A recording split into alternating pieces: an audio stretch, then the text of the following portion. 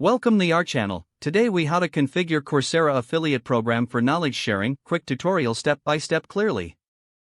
To start configuring the Coursera affiliate program, first, visit the official Coursera website. Log into your existing account or create a new one if necessary. Once logged in, navigate to the bottom of the homepage and find the section labeled Affiliates. Click on the Affiliates link to access the Read through the program overview to understand its benefits and requirements. Next, click the Join Now button to initiate your application. Fill out the necessary personal and professional information on the application form. Make sure to include details about how you plan to promote Coursera. Review the terms and conditions before submitting your application. After submission, wait for an email confirmation regarding your application status. Once approved, log in to the affiliate dashboard using your credentials.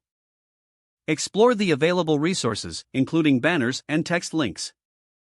Select the courses you want to promote based on your audience's interests. Generate unique affiliate links for each course by clicking on the provided options. Copy the links and save them for sharing across your platforms. Consider creating engaging content that highlights the benefits of the chosen courses. Share your affiliate links across your blog, social media, or email newsletters. Monitor your performance via the dashboard to see clicks and conversions. Make adjustments to your strategy based on the data you gather.